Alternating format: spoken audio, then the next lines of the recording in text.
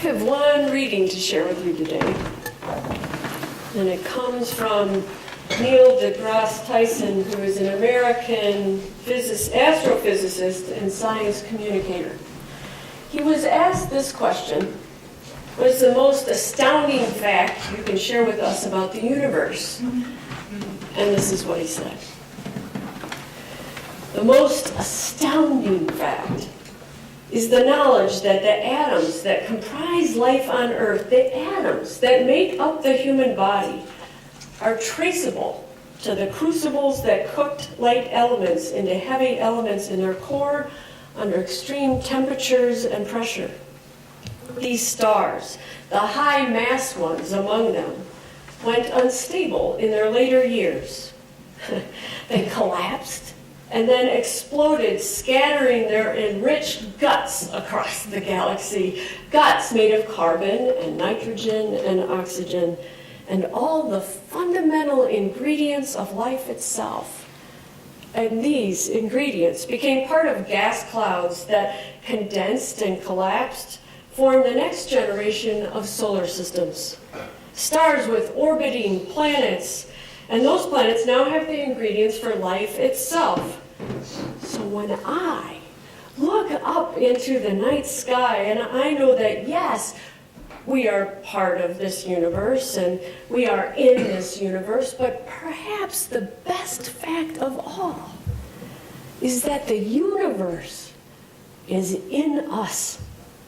When I reflect on that fact and I look up to the heavens, I know many people feel small because they're small and the universe is big. But I feel big because my atoms came from those stars. There's a level of connectivity that's really what you want in life. You want to feel connected. You want to feel relevant. You want to feel like a participant in the goings-on of activities and events around you. And that's precisely what we are, just by being alive. Here ends this morning's reading.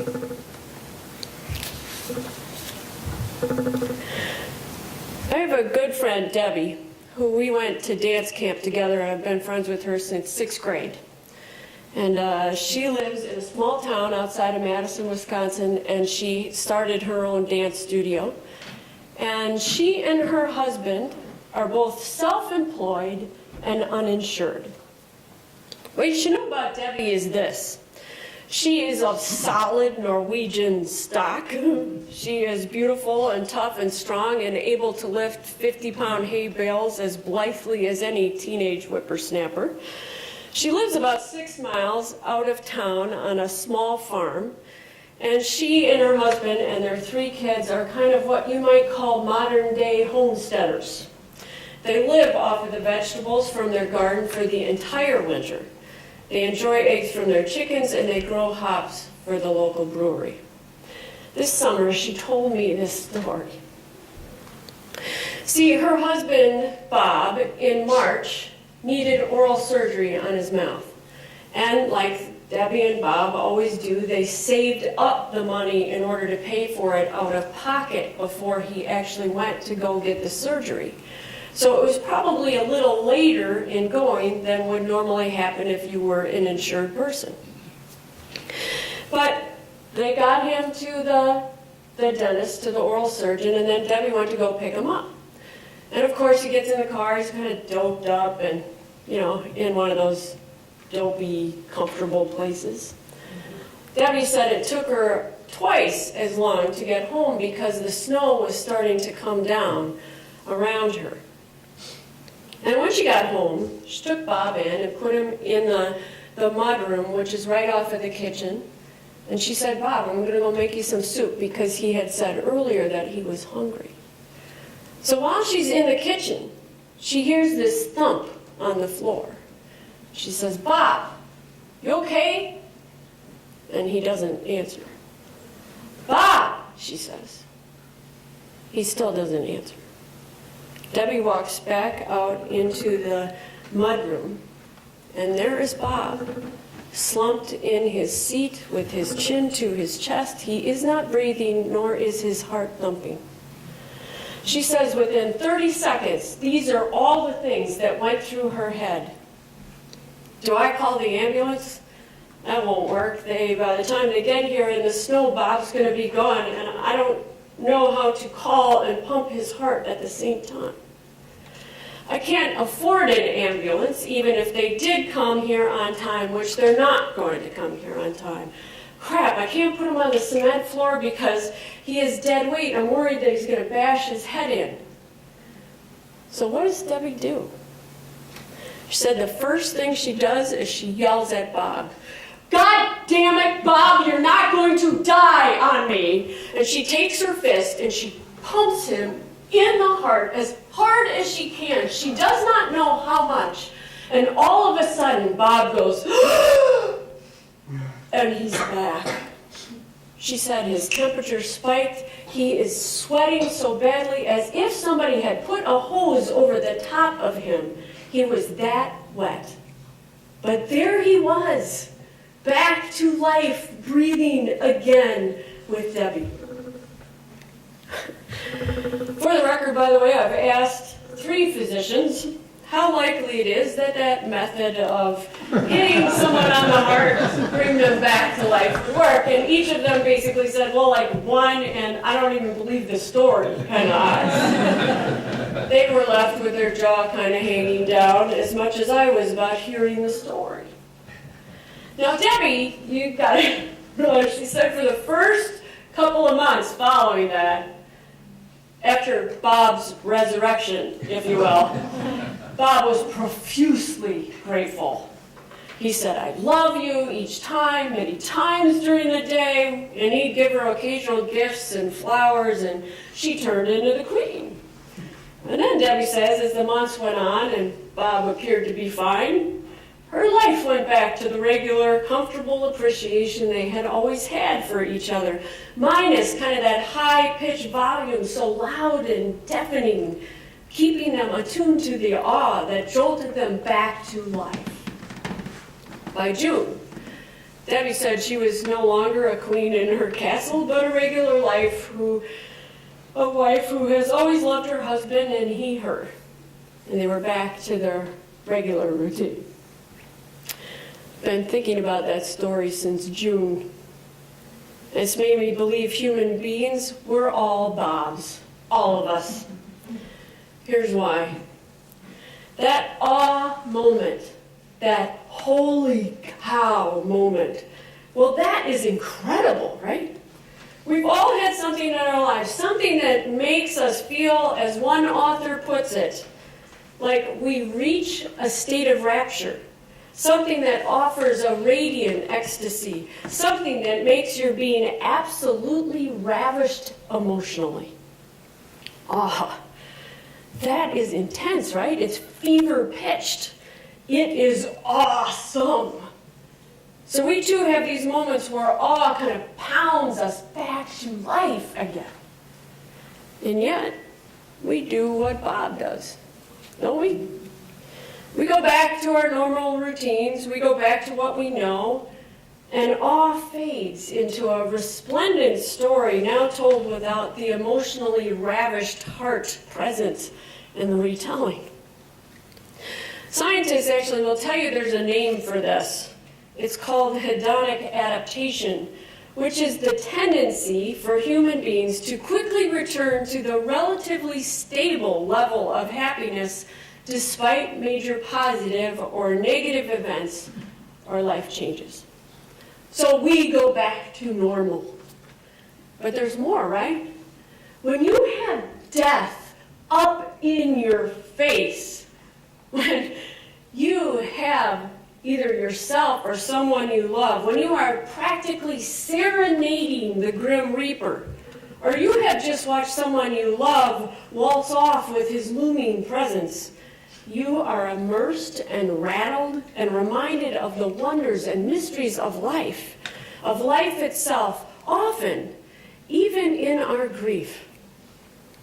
And then in front of you is this wonderful and terrifying space that we can all inhabit. It's kind of like a liminal space where we reside between wonder and fear, between our wonder at life and our fear of death, where awe literally pounds us back to life. It's that kind of awe that happens when we realize, I think, we are the only species on the planet that knows we are limited in time and space. That we hold within us a consciousness of the end of our days. And when that consciousness kind of looms large, it can be a jolt to the present, to the gift of life, to the wonders of our everyday, amazing, crazy existence here and now. And yet, if you can sustain that space for more than a couple days, there's another awe that often accompanies it. It is the consciousness of the expanse of time, of the billions of years in the making to our present, and the breathtakingly long continuum. We are in awe of our little ant lives being a mere microscopic thread in that expanse. How crazy is that when you think about it? It's crazy. And every now and then we can reside in that wonder as sheer players in a cosmic theater. And our hearts beat and expand, and we are in awe. We are in that liminal space between wonder and fear. But friends, that's exhausting. And here's the rub. We humans often end up tipping more towards the fear side of that liminal space than we do the wonder side of that liminal space. Mainly because our existential angst starts kind of creeping in. Confronted with such vastness, with timetables hardly comprehensible to our human brains, brains which, by the way, often cannot remember what we did 2 years ago, much less yesterday and what we had for breakfast, brains that don't often know how to think through the ramifications of an era or century where we weren't even born yet. This crazy continuum of time, of billions and millions of years, well, it can make you a little anxious because we can't really process that amount of time. Am I right? Mm-hmm. It is what one modern-day scientist calls the reality of the existential bummer. And it is from that consciousness that our questions arise. Questions that have thrown human beings into a tailspin since the recording of human history. Why are we here? What does it matter? We are specks, even less than specks. We are the who's on the speck that live in Whoville with Horton the elephant. Can barely hear, but by the way, we are the who's on the speck, on the speck, on the speck. Yeah? That's little. And geez, that feeling of that liminal space, it starts shrinking up next to you. I know I feel that.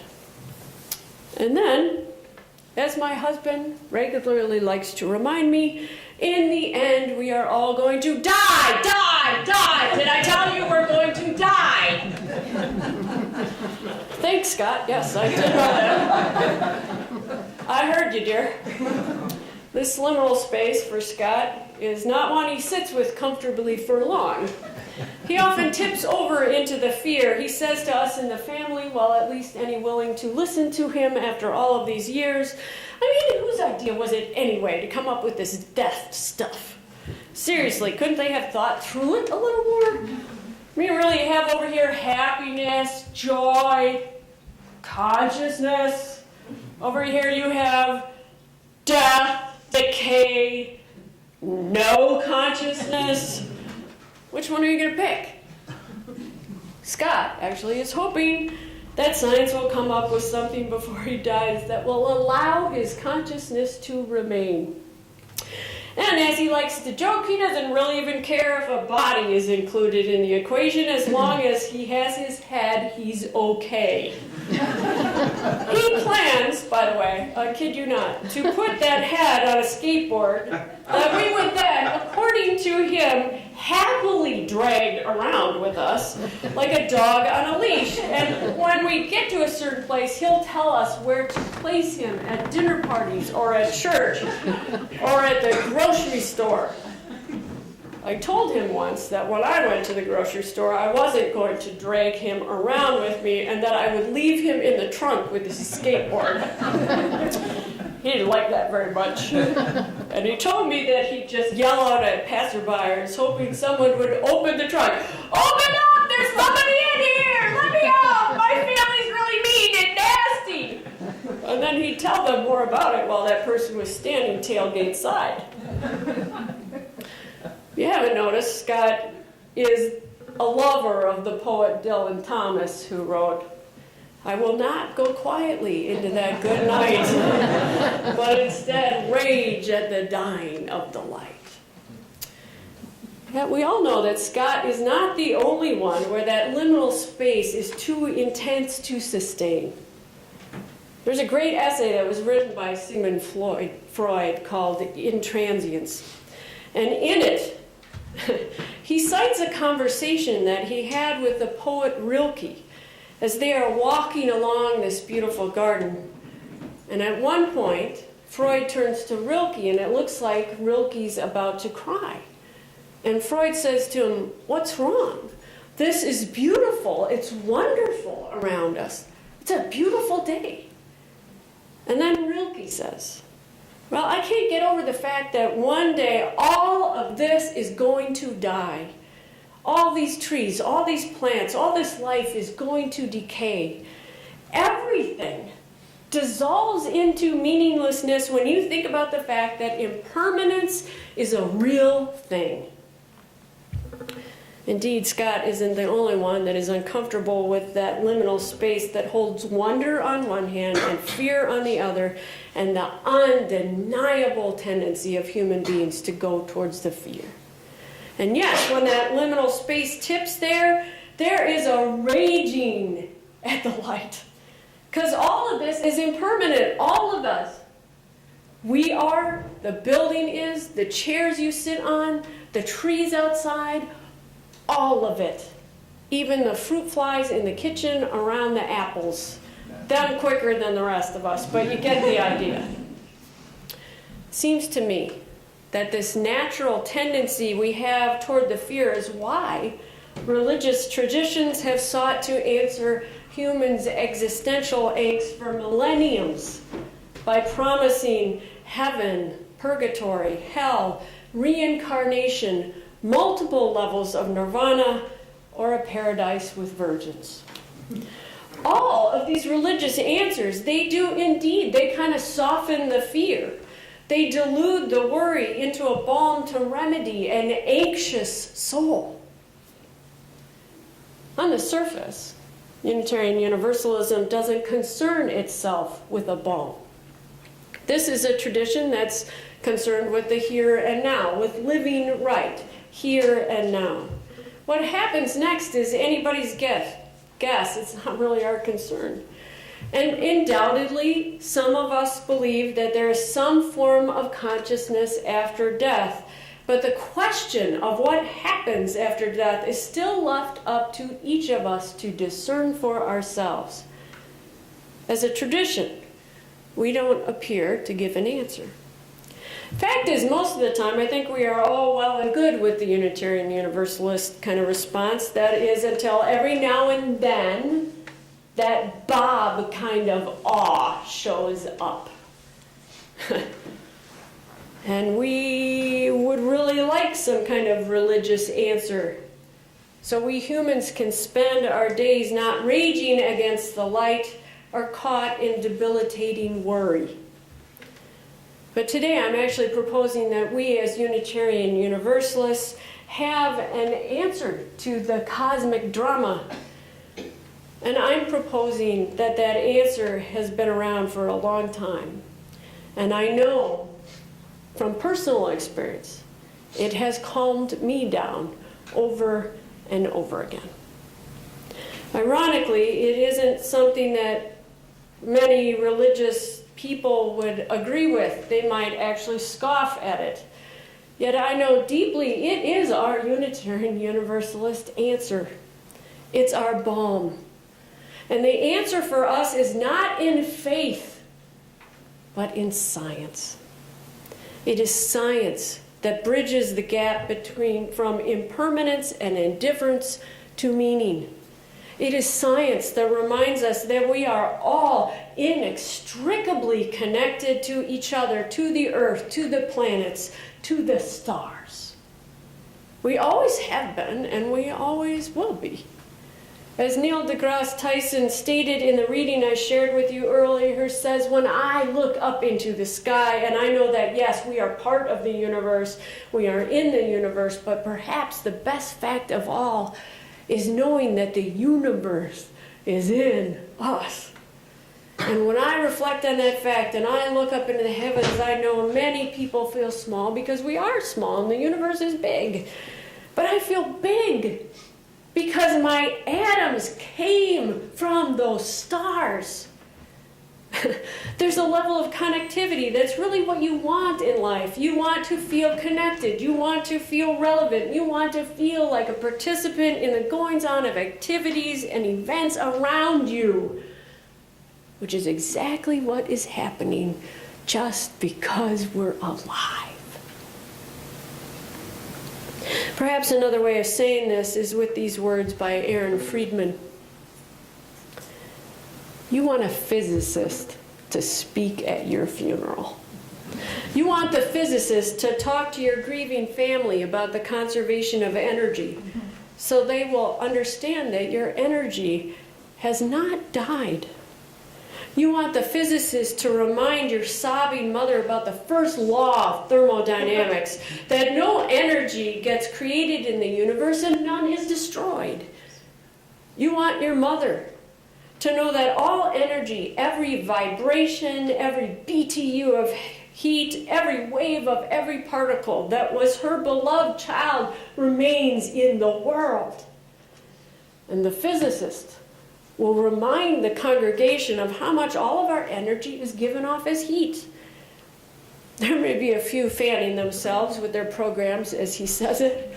And he will tell them that the warmth that flowed through you in this life is still here, still part of all that we are, even as we mourn, continue the heat of our own lives. And you'll want the physicist to explain to those who loved you that they need not have faith. Indeed, they should not have faith.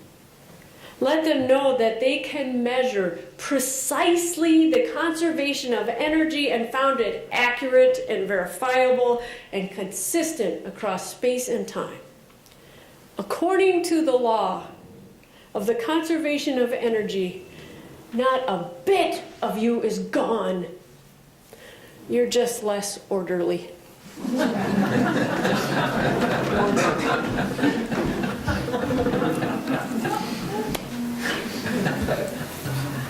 I want to end with this. A couple years ago, I went to the Natural History Museum in New York City. I think it's possibly my favorite museum. And I don't remember if it's from the third to the second floor. It doesn't really matter. They have this continuum of time there. It's this spiral ramp that starts on one floor. And it starts at 15 billion years ago when the Big Bang happened. And you walk through this spiral of time all the way down to the second floor. And you have to get a third of the way down where our universe is formed. And then much farther along the oceans, and then small life forms, and eventually dinosaurs. And at the very end, in the half inch of time, is human history. And there I stood, actually, wishing I could pull out of my pocket the awe I knew that was there. I wanted so badly to have a star in my pocket because it was there where time and space were transcended, and I knew as firmly as I know my name and the exact pace of my daughter's breath when she sleeps and the scent of my beloved favorite shirt. that I wasn't just part of the universe. I knew that I had the universe in me. And right there, I wanted to take out of my pocket a star in its small and sticky form and make my mark on that continuum. A representation that I am of stardust in my composition, as are all of you. Indeed, it was not an earth-shattering Bob awe, but a pocket kind of awe that holds you and keeps you and lets you into that liminal space so that you can reside there a little longer. You can be a little calmer, a little more assured of your place in the grand cosmic theater of life. So all those years ago, I didn't have a star in my pocket, but I do today. And in your order of service are 2 stars. I want you to take them out for a minute.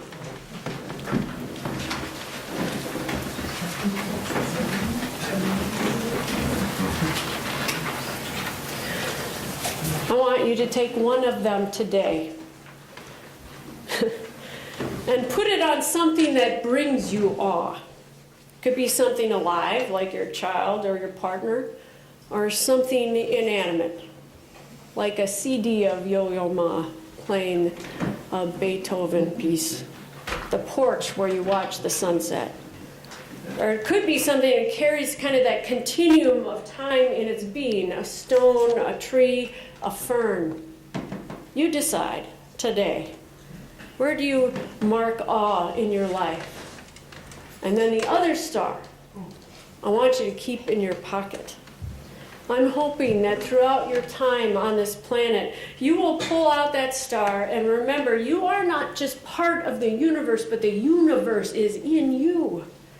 And that you will go on with your day with a pocket awe that holds you and heals you, that reminds you inextricably and beautifully you are connected to the oneness of all. Stardust, one and all. Maybe so. Amen.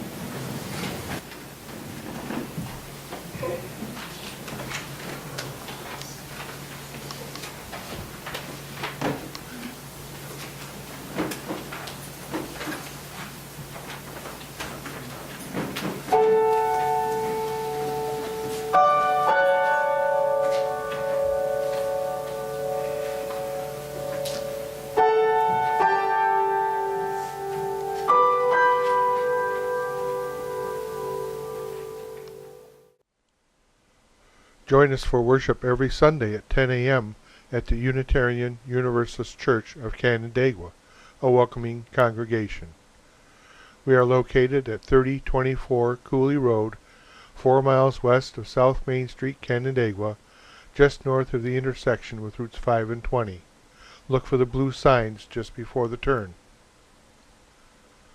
Your comments about this program or questions about the church are welcome at 585-396-1370 or at our website, www.canandaiguauu.org. Producer and editor, Daniel Brigham.